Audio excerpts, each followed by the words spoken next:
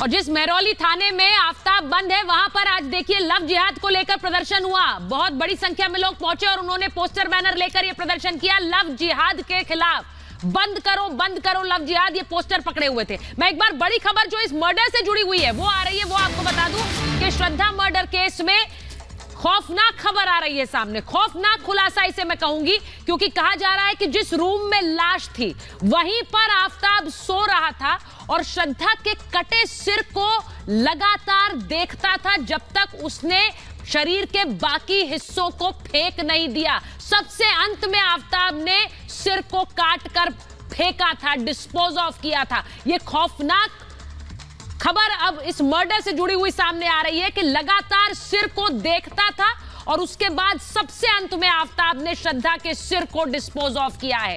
सोचा नहीं जा सकता, बोलते हुए भी सिहर जाते हैं, रूह कांप उठती है, लेकिन यह सब कुछ आफताब ने किया। उसी घर की तस्वीरें इस वक्त आपको दिखा रहे हैं। विवेक के पास चलेंगे। विवेक, आज वहां पुलिस स्टेशन पर भी देखिए किस तरह से आज प्रदर्शन भी हुए, लेकिन यह हैरान करने वाली, चौंका देने वाली खबर आ रही।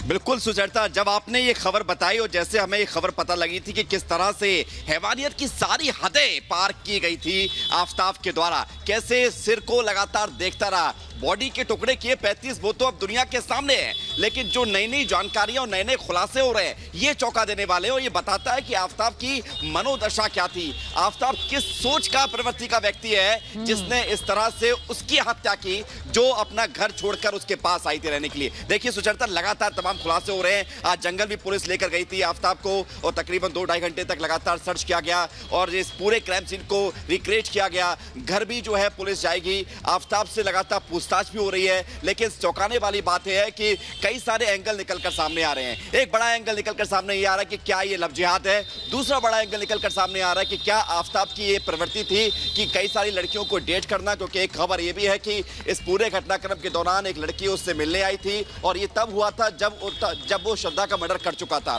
सबसे बड़ी बात इस बात को लेकर है कि आफताब ने जिस तरह से हत्या की, उसके बाद जो टुकड़े किए शव के और जो कुछ चलता रहा पिछले 6-7 महीने में, अपने आप में बड़ी चुनौती है। पुलिस के लिए भी ये केस उतना आसान नहीं है, भले ही आरोपी गिरफ्त में है, क्योंकि पुलिस के लिए सबूत इकट्ठा करना अपने आप में एक बड़ी चुनौती है। 6 महीने का समय गुजर चुका है, इतना आसान होगा नहीं, इसलिए सुचेता चुनौती। जी, लेकिन ये हैरान करने वाले जो खुलासे हो रहे हैं ये सिर्फ बताते हैं कि कितनी निर्ममता से हत्या की गई और उसके बाद कोई मलाल नहीं था और ना ही कोई एहसास था, कोई भावना थी।